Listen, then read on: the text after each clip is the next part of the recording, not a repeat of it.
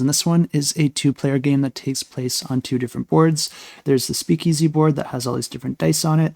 Then there is a main board where players are going to be using a rondelle system to take different actions throughout the game. I'll come back to that one in just a second here, but first I want to explain how the speakeasy board works, because this is the main way that you're going to be earning victory points throughout the game. There's going to be a bunch of different dice rolled and then put out on this board, and the value of the die indicates the amount of points that die will grant you if you're able to pull it completely to your side. Players will be earning and spending tokens of different colors in order to manipulate the different colored dice, but there's also actions that players can take advantage of on the rondelle board in order to manipulate this board as well. Anytime a player is able to pull a die to their side and score that die, it's going to be removed from the board, and once enough dice are removed, all the dice are going to be gathered up, rolled again, and then put back out on the board, essentially resetting that board back to where it started.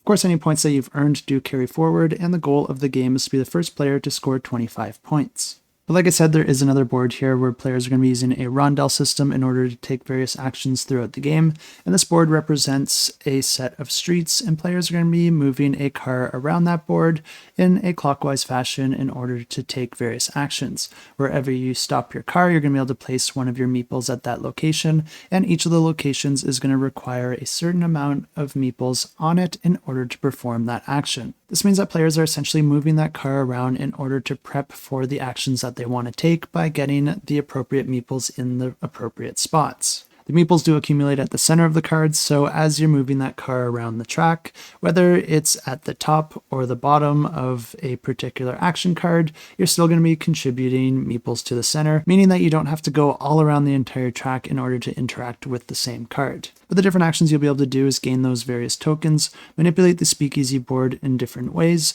and then also activate that speakeasy phase where you'll be able to spend tokens in order to push those dice towards your side of the board. And you're going to want to do this when you're in a better position than your opponent. So activating that speakeasy phase is a calculated decision. But the game continues like this until a player reaches 25 points and then they win the game. And if you want to check this one out, I will have it linked down below.